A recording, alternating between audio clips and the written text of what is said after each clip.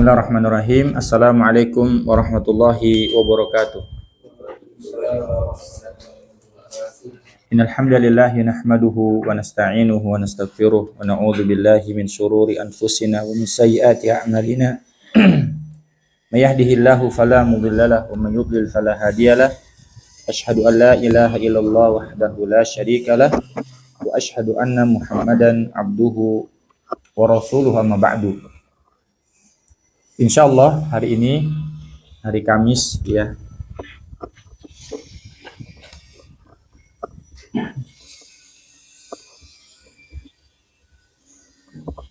Bertepatan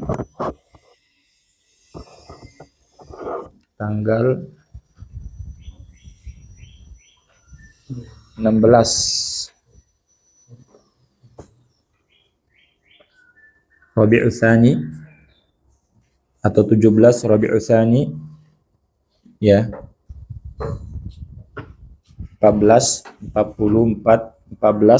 Hijriah, bertepatan dengan tanggal 9 Oktober 2025 ya. Misalnya kita akan mulai kajian kita yang pernah kita bahas sedikit ya dari kitab Ushul Salasah ya, Ushul Salasah atau 3 landasan utama yang wajib diketahui oleh seorang muslim dan muslimah.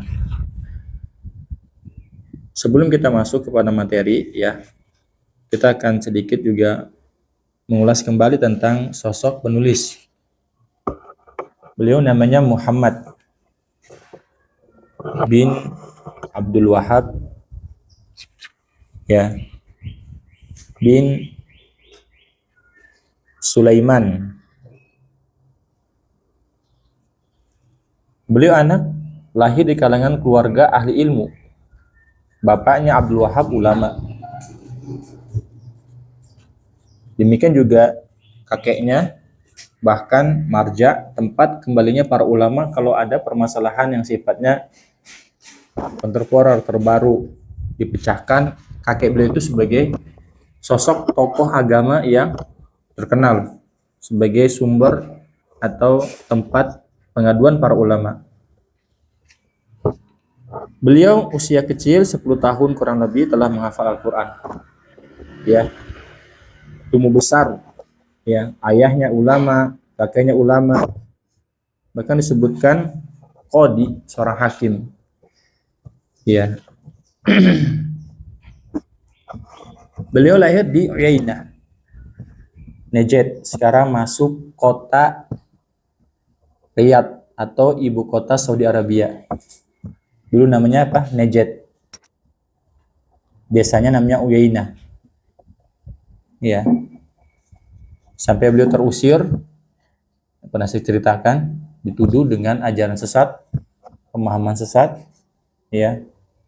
Sampai beliau pindah ke kota Jir'iyah, di sanalah dibantu oleh raja namanya Muhammad bin Saud yang sekarang menjadi nama kerajaan Saudi Arabia. Paham?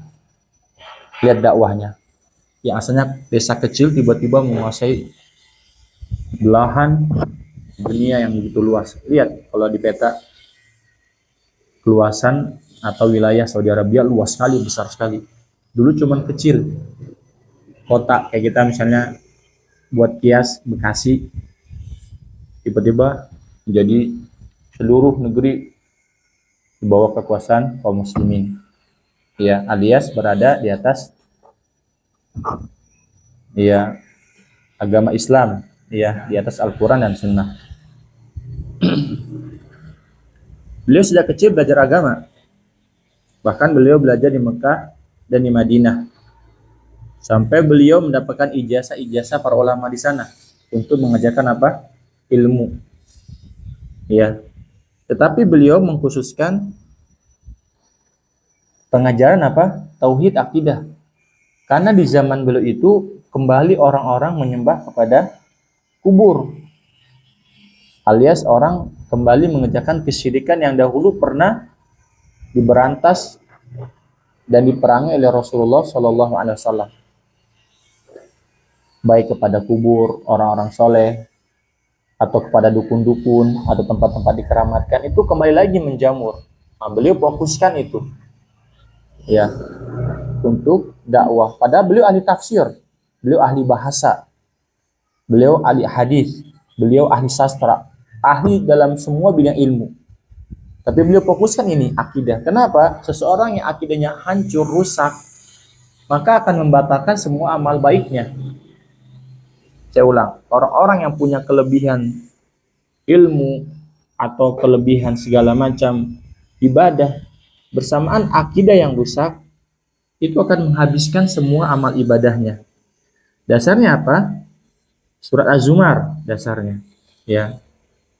Allah berfirman, "Walaqad uhiya ilaika wa ilal ladzina min qablika la in asyrakta la yahbatanna 'amaluka wa la takunanna minal khasirin." Ya. Dan telah diwahyukan kepadamu Muhammad sallallahu alaihi wasallam dan kepada para nabi sebelummu, kalau engkau berbuat syirik kepada Allah, ya, la yahbatanna 'amaluk, niscaya akan habislah semua amal-amalmu.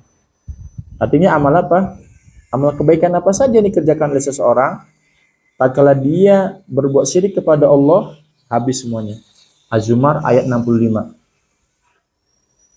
Az-Zumar ayat 65. Maka beliau fokuskan ini. Misalnya ada orang yang ahli puasa ya, puasa Senin Kamis bahkan Daud, tapi dia rajin ke kuburan atau minta kepada selain Allah ke dukun. Maka amal ibadah puasa dia Daud itu habis semuanya. Atau dia berbakti sama orang tuanya, bakti sekali sama orang tuanya, tapi dia rajin bahkan memegang kesyirikan, punya guru tersendiri ahli spiritual tenaga dalam misalnya, dia minta sama guru tersebut kesehatan, keberkahan, ini habis semua amal taat dia sama orang tua dia. Ini berdasarkan nas ini, la in asyrakta, bahkan yang diancam oleh Allah bukan orang sembarangan, siapa? Nabi Muhammad SAW. Nabi Muhammad kebaikannya begitu banyak. Tapi kata Allah, la in asyrakta, kalau engkau berbuat syirik kepada aku, la yahbatanna 'amaluk, niscaya akan habis semua amal-amal solehnya.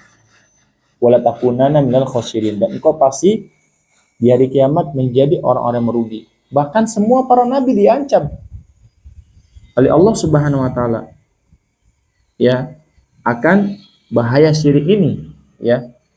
Semua para nabi diancam oleh Allah Subhanahu wa taala, kalau mereka berbuat syirik, niscaya akan habis semua amal-amal mereka ya.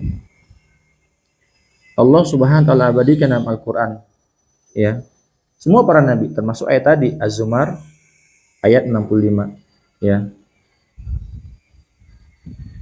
Maka Al-Imam Muhammad bin Abdul Wahhab rahimahullah taala memfokuskan pengajaran itu ya. Karena apa? Karena tujuan kita hidup adalah untuk ibadah, untuk beribadah kepada Allah Subhanahu wa taala ya. Tidak berbuat syirik kepada Allah Subhanahu wa taala ya.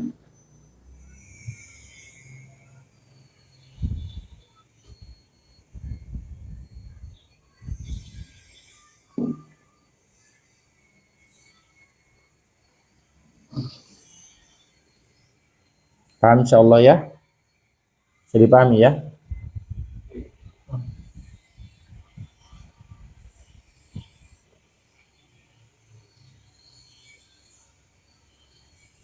Dan nanti kita akan jabarkan bentuk-bentuk kesyirikan seperti apa aja dalam kehidupan dunia ini. Banyak contoh-contoh kesyirikan.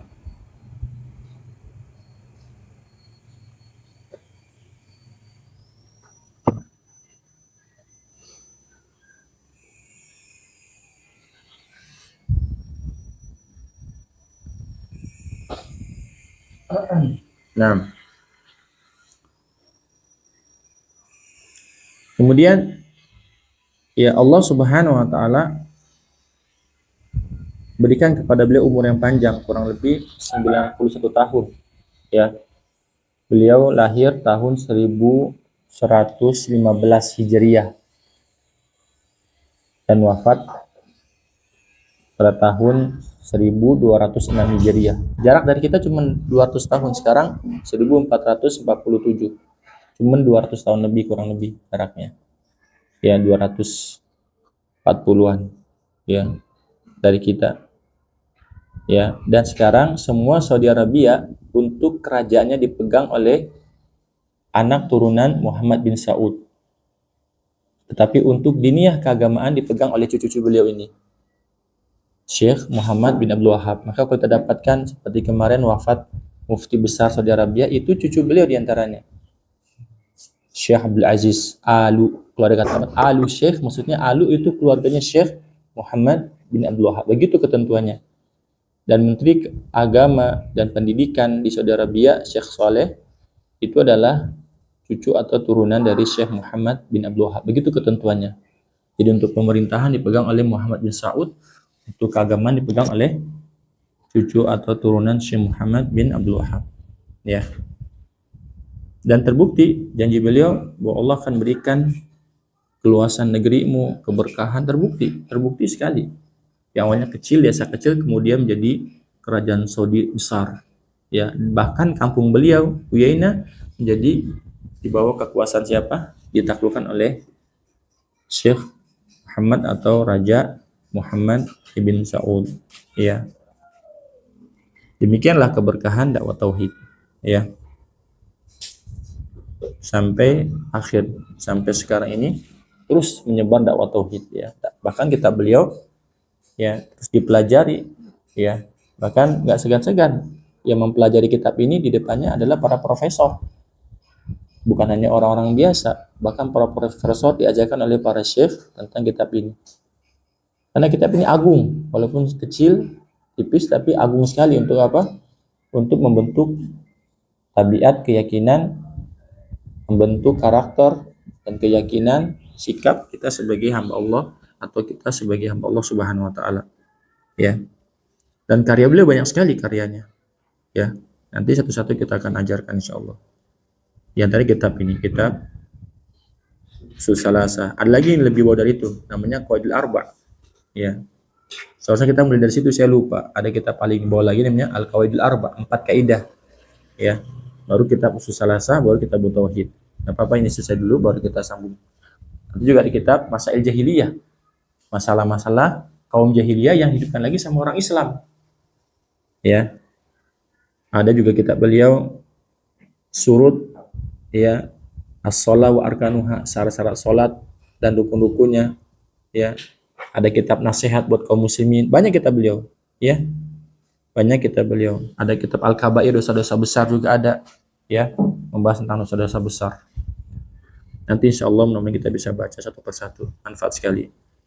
Itu sepintas tentang penulis buku ini, ya. Kitab Salasatul Usul wa Adillatuha, ya, atau Usul Salasah, ya. Tentang apa? Tentang Allah, tentang Muhammad, Nabi kita Muhammad SAW, tentang agama Islam.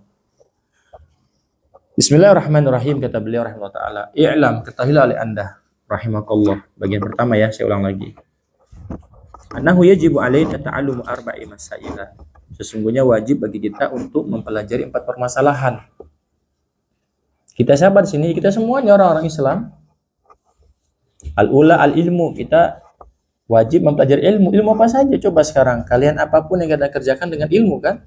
Mau masak, ibu-ibu pakai ilmu. Orang buka bengkel pakai ilmu. Orang pengen bikin meja itu pakai ilmu. Orang pengen bikin rumah pakai ilmu. Orang servis ini semuanya dengan ilmu. Semua ilmu, ya. Dengan ilmu. Dan maksud ilmu sini ilmu din, ilmu agama. Wa huwa ma'rifatullah, mengenal Allah. Mengenal Allah Subhanahu wa taala. Ya. Wa ma'rifatu nabihi, mengenal Nabi Muhammad SAW. Wa ma'rifatu dinil Islam bil adillah, dan mengenal agama Islam dengan dalil-dalil. Jadi kalau kita ingin mengenal Allah, baca Al-Quran, baca hadis. Kita akan mengenal Allah dengan apa? Dengan hati kita pertama kali. Ya, tahu Allah, sebutkan nama-namanya. Bismillahirrahmanirrahim, Ar-Rahmanirrahim, Malik Yaumiddin, itu semua nama-nama sifat-sifat Allah. Kita akan kenal Allah Subhanahu wa taala. Ya. Dan seseorang kalau tidak mengenal sesuatu itu, dia nggak akan pernah punya keagungan atau tidak akan pernah punya ta'zim. Ya, contoh gini, ada orang baca sebuah kisah. Contoh sahabat deh, kisah sosok sahabat Abu Bakar tentang kedermawanan, kita kan apa? Kagum dengan beliau, keberaniannya, ya, kemudian senantiasa membenarkan Rasulullah SAW. Kita kan kagum dengan sosok beliau, kita kan mengidolakan beliau. Makanya kenapa orang kafir diidolakan? Pemain bolanya. Kenapa? Dia tahu, kenal. Atau penggulat, tukang gulat, diidolakan kenapa? Ketangkasannya, macam orang kenal. Nah, kalau seorang muslim nggak kenal tentang Allah, tentang Nabi Muhammad SAW, tentang agama Islam, bagaimana dia akan mengagungkan Allah, Rasulullah, dan agama Islam? Paham? Semakin jauh dia dari agama Allah, semakin nggak kenal dia. Nah, ini berbahaya. Makanya wajib kita mengenal agama Islam, mengenal Allah, mengenal Nabi Muhammad, agama Islam. Dengan apa? Dengan dalil-dalil. Ya, dengan dalil-dalil dari Al-Quran maupun apa? Ayat-ayat dengan Allah kauniyah di alam semesta ini. Ya. Yang kedua, yang wajib bagi kita adalah belajar tentang ilmu pertama kali, kemudian kewajiban kita al-amalu bihi, beramal. Nah, saya bilang, kajian kita ini bukan seremonial, ya, tetapi untuk mengamalkan ilmu itu. Ya, kalau antum nih punya laki-laki jenggot, dipasang jenggotnya, jangan dicukur. Antum laki-laki jangan di bawah mata kaki, musbir, itu semua haram hukumnya, antum langgar. Setiap antum cukur, antum julurkan kaki antum di bawah mata kaki, antum haram, antum telah berdosa. Ya, walaupun nggak ada sanksi, tapi nanti dari kiamat pasti antum dikenakan sanksi oleh Allah. Untuk laki-laki nggak boleh di bawah mata kaki pakaiannya, mau sarung, mau jubah, ya. Tapi antum bisa pakai kaos kaki untuk menutup mata kaki antum jika antum merasa tidak enak, ya. Yang penting mata kaki nggak tertutup, mau jubah, sarung, ya, atau celana, apa saja. Jadi untuk kita amalkan. Antum tahu tentang sholat, amalkan sholat, untuk sholat, berangkat sholat, ya. Kita tahu tentang hukum, ya, sebagaimana antum tahu tentang haramnya riba, haramnya khamar, antum nggak minum khamar, antum nggak berjudi, antum nggak berzina. Kenapa? Karena itu dosa. Jadi kita nggak boleh pilih-pilih dosa. Kalau dosa itu aku masih mau, kalau dosa itu aku nggak mau, nggak boleh. Kenapa? Kita diperintah masuk Islam secara apa? Kafah. Ya ayyuhalladzina amanu dukhulu fis-silmi kafah. Ada nggak orang di sini? Ada, aku bakti sama orang tua aku dari jam 7 sampai jam 5 sore aja, setelahnya aku nggak mau. Ada nggak gitu anak? Nggak ada. Semua totalitas bakti sepanjang hayatnya, ya. Kemudian setelah kita beramal, kita mendakwahkan, wa da'watu ilaihi. Dakwah di sini kita ajarkan, kita sampaikan, kita beritahukan kepada siapa? Minimal orang terdekat sama kita. Siapa? Kalau kita udah punya istri, istri kita, anak kita, tanggung jawab kita. Sebagaimana Allah firmankan apa? Ya ayyuhalladzina amanu qu anfusakum wa ahlikum nar. Wahai orang beriman, jaga dirimu dan keluargamu. Kalau belum punya istri, masih jomblo, untuk diri sendiri minimal kita dakwahkan terus diri kita, untuk kita apa? Jihati diri kita, nafsu kita untuk taat sama aturan Allah.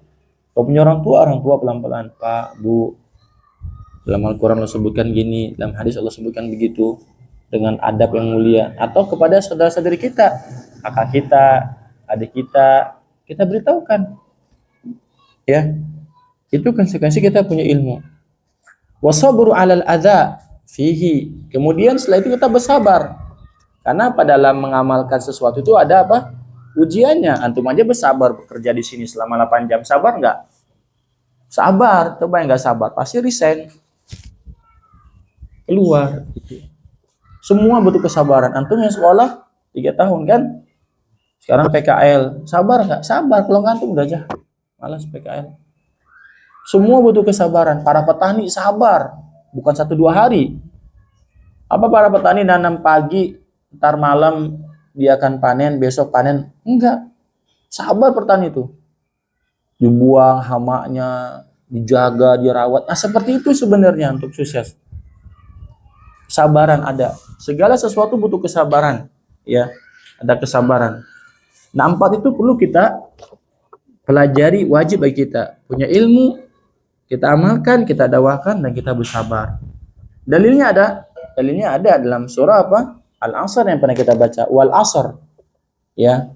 Demi masa, demi waktu asar. Innal insana lafi khusrin. Sungguh manusia semuanya, siapa saja manusia itu. Mau A, B, C, D, mau orang tinggi, terkenal, tidak terkenal, kaya, tidak kaya, orang sakit, nggak sakit, sehat, nggak sehat, siapa saja khusrin, kata Allah. Semuanya rugi. Ya. Kemudian Allah kecualikan, ilalladzina amanu. Kecuali orang beriman. Tentu beriman dengan ilmu. Mana mungkin orang bisa mengimani sesuatu tanpa ilmu? Nggak mungkin, nggak bisa orang mengimani sesuatu tanpa ilmu, nggak mungkin. Ya, ada ilmunya baru dia imani. Nah, sekarang misalnya saya tanya, Mas, kenal nggak Nabi yang namanya Hizqil? Pernah dengar Nabi Hizqil? Kalau saya sampaikan itu Nabi Bani Israel. Mas imani nggak Nabi itu? Bani Israel, nabinya Bani Israel, kita imani nggak? Iya. Kita imani semua para nabi itu. Iman kepada para nabi dan rasul, baik yang kita ketahui maupun yang tidak kita ketahui. Ada Nabi Samuel itu Nabi Bani Israel. Dan Bani Israel banyak Allah turunkan para nabi, dibunuh oleh mereka kebanyakannya. Nanti akan kita lihat ayatnya dalam surah Al-Baqarah. Ya. Qul falima taqtuluna anbiya Allah. Kenapa kalian membunuh para nabi Allah? Dibunuh. Nabi Zakaria, Yahya, siapa yang bunuh? Bani Israel. Nabi Isa siapa yang pengen bunuh? Bani Israel, orang Yahudi pengen bunuh Nabi Isa, tapi Allah angkat ke langit. Ya. Kecuali orang beriman. Kata Imam Al-Qayyim, tak mungkin orang bisa beriman tanpa ilmu. Makanya ilmu dahulu. Ya. Iman itu apa? Qaulun wa amalun. Iman adalah keyakinan di hati, ketundukan hati, pembenaran hati, dan pengucapan dengan lisan, dan dikerjakan dengan anggota badan. Antum orang beriman nggak? Saya tanya. Bukti iman antum apa? Amal. Setelah antum nyatakan aku beriman loh sama Allah, mana buktinya? Antum sholat, antum nggak berzina. Kalau antum punya harta, antum keluarkan zakatnya. Kalau antum seorang anak, antum bakti sama orang tuanya. Dan cabang-cabang iman yang begitu banyak, iman pun bercabang banyak. Kata Nabi apa? Al-imanu sab'una su'batan, situna wa sab'una su'batan. Al-imanu bid'un wa sab'una su'batan. Iman itu bercabang sampai 70 cabang. Mana rangkaian iman? Apabila Allah Subhanahu wa ta'ala dan Rasulnya memuji amal tersebut, diberikan pahala ganjaran. Kita yakini itu dari Allah dan Rasulnya. Nah, kita ikrarkan, kita amalkan. Kalau itu perintah, kalau itu larangan, kita jauhi. Makanya iman adalah ucapan dan perbuatan. Ucapan hati dan lisan dan perbuatan anggota badan. Ya, kalau orang beriman betul beriman, dia akan amalkan semua petunjuk Allah Subhanahu wa ta'ala berdasarkan kemampuannya. Yang dia mampu. Ya, yang dia mampu. Kalau nggak mampu, Allah nggak wajibkan. Contoh ada orang sakit. Allah wajibkan puasa nggak? Puasa bagian dari iman nggak? Ya, iman. La'allakum tattaqun, agar kamu jadi orang bertakwa dengan puasa. Nah, tatkala antum melanggar larangan-larangan syariat, nah berkurang iman antum. Bahkan na'udzubillah ada orang yang bisa hilang imannya kalau dia melakukan pembatal keimanan. Apa pembatal keimanan? Ya ini syirik, pembatal keimanan. Makanya habis semua amalannya. Minta ke dukun, percaya sama dukun, ilmu, keselamatan, rezeki, dia yakin dukun segala-galanya, atau ke kuburan, atau jin, atau malaikat. Dia nggak bersandar sama Allah Subhanahu wa ta'ala. Padahal diantara bagian dari iman apa? Tawakal sama Allah itu gampang sekali, mudah. Mudah nggak? Sangat mudah sekali. Ya. Nah, bukti iman kita, kalau antum beriman tadi, diamalkan apa yang telah antum ketahui ilmu tersebut. Kalau antum bisa, antum amalkan. Jadi antum nggak bisa kayak tadi, anda mau puasa tapi GERD, sakit mah berat. Saya mau puasa tapi nggak bisa, lambung saya bermasalah. Allah nggak wajibkan antum puasa walaupun Ramadan. Wa man kana maridun aw ala safarin fa iddatu min ayamin ukhra. Tapi kalau antum laki-laki Antum bisa pasang jenggot, nggak ada yang larang. Ustaz, kalau saya jenggot nih, saya langsung sakit demam. Ikut jenggot misalnya. Ya mungkin. Ya. Atau antum kalau pakai celana panjang, nggak diangkat, ini bisa-bisa kadang, dan saya pincang Ustaz. Itu nggak mungkin, bohong semua itu. Bohong itu semua itu, ngibul namanya. Antum bisa.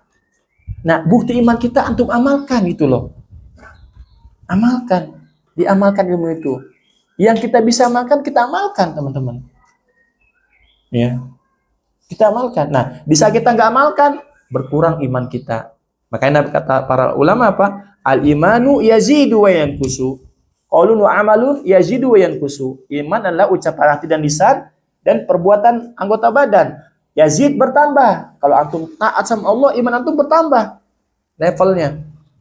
Kalau antum maksiat, yanqusu, iman antum berkurang. Itu kuncinya. Antum bisa melihat biografi hari-hari antum semuanya. Kalau antum lihat antum semangat dalam kebaikan, itu ciri bahwa antum imannya sedang apa? Meroket. Tapi antum malas baca Quran, nauzubillah, apalagi pengennya maksiat terus, itu ciri, udah ngasih kode itu bahwa antum sedang jatuh, iman antum sedang meluncur ke bawah. Itu cirinya aja. Antum sehari ini ada baca Quran nggak? Nggak ada baca Quran. Itu ciri itu. Iman sedang apa? Meluncur ke bawah. Kecuali ada pekerjaan. Padahal antum ada waktu luang, bisa baca Quran misalnya. Pulang ke rumah nanti malam. Antum malam ngapain? Atau antum hari ini ada nggak ingat istighfar sama Allah, astagfirullah? Atau baca doa nggak antum sore ini? Itu paling gampang. Kalau antum merasa di atas ketatan, alhamdulillah, puji Allah. Kalau enggak sih antum istighfar menampun sama Allah. Makanya Nabi Muhammad SAW, orang terbaik loh. Dalam sehari semalam beristighfar sama Allah 100 kali. Ya ayuhan nas, tubu ilallah, fa ini atubu ilallahi kulla yaumin mi'ata marrah. Hai manusia, bertobatlah kepada Allah. Sungguh aku bertobat kepada Allah dalam sehari 100 kali. Beliau orang yang Allah sudah ampunkan dosa-dosanya yang lalu akan datang. Tapi tetap beristighfar. Kenapa? Untuk menambah nikmat Allah untuk beliau. Semakin orang tunduk, diberikan anugerah, reward, semakin banyak dia bersyukur. Itu ciri-cirinya. Lihat para sahabat dijamin dengan surga. Ada nggak sahabat yang leha-leha, santai-santai? Nggak ada. Semakin diberikan janji sama Nabi Muhammad, Abu Bakar fil jannah, Umar fil jannah, Utsman fil jannah, kemudian Ali fil jannah, dan 6 sahabat sisanya fil jannah, Abdurrahman bin Auf fil jannah. Itu bukan mereka makan males, makin semangat dalam infaknya, dalam jihadnya, dalam pemimpin Islam. Padahal mereka sudah jaminnya surga loh. Dalam arti kalau kita ya, udah enak, udah pensiunan lah, kalau pensiun bahasa kita. Tinggal nikmati pensiunan aja udah. Tapi mereka enggak.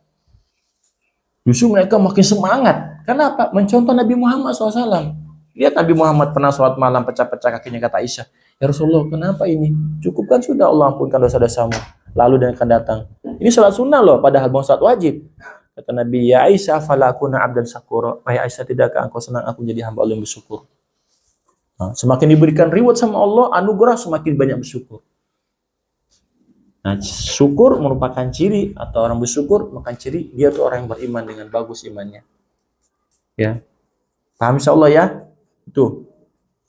Ya, demi masa, demi waktu asar, demi waktu, semua kita rugi. Saya, antum semua rugi. Siapapun orang yang nggak kenal, semua yang dikategori manusia, selama dia kategori manusia, bukan turunan Darwin, ya, bukan teori Darwin ya. Di sini ada nggak ikut teori Darwin? Nggak ada ya.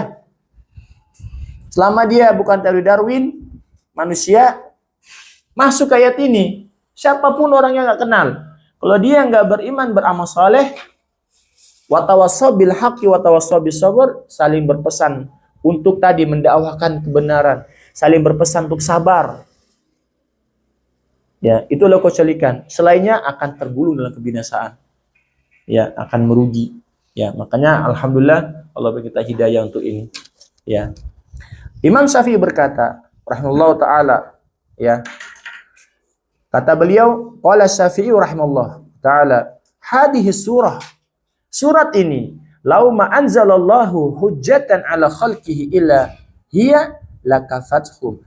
Kalau Allah tidak turunkan hujahnya, argumentasinya kepada hamba-hambanya di dunia ini, kepada makhluknya, kecuali soal asar ini, al-asar ini cukup bagi Allah menegakkan hujahnya. Paham nggak? Artinya kalau Allah siksa dari kiamat, Ya Allah, kenapa engkau siksa aku? Allah akan berargumentasi, bukankah aku telah turunkan soal asar? Wal asri innal insana lafi khusrin illa ladina amanu wa amilus solihati wa tawassaw bil haqqi wa tawassaw bis sabr. Bukankah telah aku turunkan itu? Misalnya Allah nggak turunkan ya para nabi. Allah nggak utus para nabi. Allah nggak turunkan kitab-kitab. Cuman toh ini aja Allah turunkan dari langit. Ini aja wal asr. Untuk semua manusia. Kata Imam Syafi'i, cukup Allah telah tegakkan hujahnya, argumentasinya. Paham? Cukup bagi Allah untuk menyiksa hambanya kalau hambanya melanggar itu. Bukankah aku beritahukan semua orang merugi kecuali 4 orang ini, beriman, beramal soleh, saling memberikan nasihat kebenaran, dan saling bersabar. Antum yang belum nikah sabar nggak tuh? Nggak menjaga kemaluan antum itu? Sabar nggak? Hah? Atau antum mampir, tukang pijit? Sabar antum kan? Kesabaran. Kalau nggak sabar orang sini. Zaman sekarang, ya Allah ya Rabbi. Antum tahu sendiri kan? Tiap hari pakai dunia maya, dunia cyber.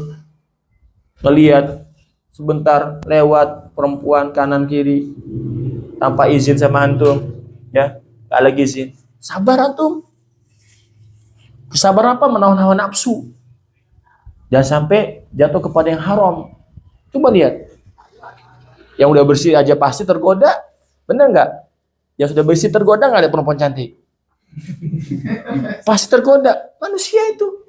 Sama orang dihidangkan makanan. Tergoda nggak? Iya, man. Kalau dia nggak tergoda berarti dia benda mati namanya. Alias sudah mayit. Coba, subhanallah. Ya teman-teman ya. Sabar.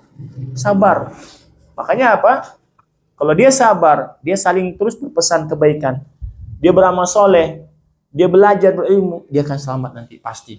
Dia dikucapkan dari apa? Berarti apa? Mafhum mukhalafahnya. Beruntunglah. Demi masa beruntung. Orang-orang yang beriman, orang-orang yang beramal soleh, orang-orang yang saling terus tekun dalam kebaikan, dan orang-orang yang bersabar di atas kebaikan tersebut. Beruntung orang itu. Paham? Kebalikan dari ayat tersebut namanya dalam ilmu usul mafhum mukhalafahnya. Ya, pemahaman yang bisa kita balik dari itu adalah beruntung orang yang menjalankan itu, yang mengimani, yang berilmu, beriman kepada Allah Subhanahu wa taala, beramal soleh, dan dia saling memberikan dakwah kepada yang hak, kemudian bersabar di atasnya. Beruntung orang seperti itu. Makanya betul kata Imam Syafi'i, kalau Allah tidak turunkan kecuali ayat ini aja, sudah Allah turunkan hujahnya. Walaupun gak ada para nabi, walaupun gak ada para rasul. Sekiranya cukup ini saja. Tidak turunkan kitab-kitab yang lain. Ya, tentu ada aturan yang membimbingnya. Waktu sholat dan seterusnya. Jadi hukum-hukum Allah. Ya. Wa qala al-Bukhari, berkata Imam Bukhari rahimahullah taala, babun, dalam kitab sahihnya, bab al-ilmu qabla al-qauli wal amal. Hendaklah seseorang berilmu dulu sebelum berucap dan beramal. Makanya kita semua bina agama kita di atas ilmu. Jangan apa katanya. Kata tetangga, kata ini, kata itu, kata si fulan, atau kata saya misalnya, jangan. Tapi apa? Bina di atas ilmu. Setiap statement yang dibuat, Mas kalau mau ini, Mas baca ini. Nah, tanyakan apa dasar dalilnya. Yang nyuruh nanyakan siapa? Allah Subhanahu wa taala. Dalam Al-Qur'an, orang-orang Yahudi dan orang-orang Nasrani mengklaim itu surga milik mereka. Ya. Allah perintahkan Nabi Muhammad SAW, "Qul hatu burhanakum in kuntum shadiqin." Dalam surat apa? Al-Baqarah 111.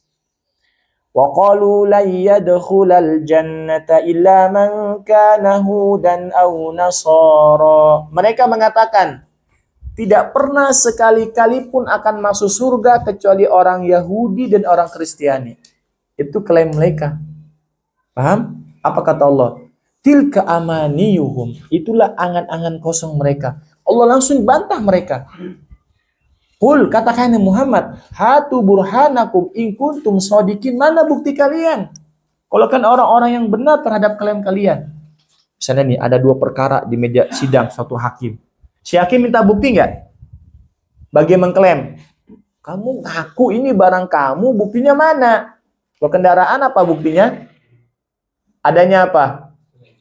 STNK dan BPKB-nya. Ini punya saya pokoknya Pak. Ya mana STNK sama BPKB-nya? Pak tahu di mana hilang.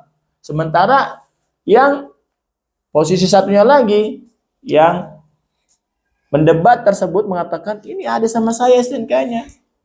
BPKB sama saya, nama-nama saya. Nah, paham? Allah katakan, kepada Nabi Muhammad SAW, katakan, Muhammad kepada mereka, mana buktimu? Di kitab Taurat dan Injil mana? Justru yang benar di kitab Taurat dan Injil, mereka harus ikuti siapa? Nabi Muhammad SAW. Karena apa? Nama Nabi Muhammad termaktub, tercantum di kitab mereka, namanya Ahmad, untuk mereka ikuti setelah Nabi Muhammad diutus. Dan itu semua pesan para Nabi dan Rasul mereka, Bani Israel. Mana buktinya? Nanti Nabi Isa AS turun dari langit ke dunia ini, apakah membuka kitab Injil lagi? Enggak, Nabi Isa AS ikut ajaran Nabi Muhammad. Membaca Al-Quran, masuk kepada ajaran Nabi Muhammad SAW. Tidak lagi kitab Injil didakwakan. Bahkan beliau mematahkan salib semuanya. Aku tuh bukan anak Tuhan. Aku bukan yang disalib. Aku Abdullah wa Rasuluh, hamba Allah dan utusannya. Paham ya? Paham? Ini ya? Ini dia. Maka setiap segala sesuatu minta dalilnya. Ya kayak ilmu. Dalil itu ilmu. Ilmu itu dalil. Ya mana ilmunya? Maka hendaklah kita membangun ibadah kita di atas ilmu sebelum berucap dan beramal. Mas pengen buat status nih keagamaan. Tanya dulu ilmunya apa? Benar nggak ilmu itu? Sah nggak ilmu itu? Mas pengen sholat. Mas sholat apa tuh mas? Ini sholat namanya sholat mingguan. Ada sholat mingguan nggak? Yang benar aja mas sholat mingguan. Ini sholat apa? Sholat bulanan. Ini sholat apaan? Ini sholat bulanan mingguan. Sekarang kan banyak tren kan? Dai-dai, joget-joget, perempuan. Ini dakwah apaan ini kayak begini? Dengan perempuan-perempuan postingan pegangan. Ini dakwah apa ini? Bukan dakwah Islam. Ya. Dakwah Islam nggak kayak begini, nggak ada. Orang megang perempuan yang bukan mahramnya haram. Bersentuhan dengan perempuan yang bukan mahramnya, lebih baik ditusuk kepala dengan apa? Dengan besi tembus. Misalnya ada besi nih, kepala antum ditusuk nih, cos, tembus. Itu lebih baik antum pegang perempuan yang bukan mahramnya. Ada besi, kepala antum dicos, tembus. Itu lebih baik daripada apa? Memegang perempuan bukan mahramnya. Berarti dosanya apa itu? Dosa, besar dosa. Kalau dikasih umpamakan seperti itu, ditusuk kepalanya. Dan sekarang orang nggak itu lagi masalah ini, bebas ya. Kenapa? Karena hati sudah kotor. Kalau orang kotor sudah hati sudah, dia akan kebal dari apa? Dari nasihat, dari hukum. Ya, maka berilmu. Sebagaimana firman Allah dalam surat Muhammad ayat 19, fa'lam annahu la ilaha illallah wastaghfir li dzambik. Berilmulah kamu bahwa sesungguhnya tidak ada ilah yang berhak untuk diibadahi dengan benar, diibadahi dengan benar melainkan siapa? Allah Subhanahu wa taala, dan mohonlah ampun untuk dosamu. Lihat tuh. Allah perintah Nabi Muhammad untuk beristighfar. Bayangkan Nabi Muhammad sudah diampunkan sama Allah, tetap beristighfar kamu kepadaku. Wastaghfir li dzambik walil mu'minin. Mintakan ampun untuk dirimu dan orang beriman. Subhanallah. Surat apa yang pendek yang Nabi perintah untuk beristighfar? An-Nasr, idza jaa nasrullahi wal fath wa ra'aitan nasa yadkhuluna fi dinillahi afwaja fasabbih bihamdi rabbika wastaghfirhu innahu kana tawwaba. Nabi Muhammad disuruh beristighfar. Saya tanya antum, Nabi Muhammad pernah dosa enggak? Melakukan dosa enggak? Tapi tetap disuruh beristighfar. Lihat. Makanya istighfar kewajiban bagi yang taat, apalagi yang toleh kayak kita. Saya ulang ya. Kewajiban beristighfar, mohon ampun, itu terkena juga bagi orang yang full taatnya, apalagi kayak kita yang banyak lalainya. Lebih sangat malu kita. Paham nggak? Nabi Muhammad aja yang super taatnya seperti apa, tetap Allah katakan beristighfar. Apalagi kita, teman-teman. Banyak bercandanya antum, banyak mainnya. Dibanding taatnya, sedikit kita semuanya, teman-teman. Lebih banyak kita lalai daripada seriusnya. Benar nggak? Benar itu. Kita belajar paling sepekan sekali, sekarang sepekan 2 kali. Itu pun 1 jam. Alhamdulillah. Baca Quran kita berapa? Zikir kita berapa? Ingat sama Allah berapa kali kita? Ya, Allahu Akbar. Ya, ya. Nabi Muhammad loh orang terbaik. Suruh istighfar sama Allah. Ya. Fabada bil ilmi qoblal qaulil amal. Maka Rasulullah senantiasa memulai dengan ilmu. Nah, setiap mau melangkah ilmu dulu. Apa saja? Setiap yang berucap ilmu dulu. Ya. Baru bisa kita amalkan atau kita ucapkan. Ini dia bagian pertama. Nanti insya Allah kita akan sambung pada bagian yang kedua. Sallallahu wasallam wa baraka ala nabiyina Muhammadin wa ala alihi wa sahbihi ajma'in. Walhamdulillahi rabbil alamin.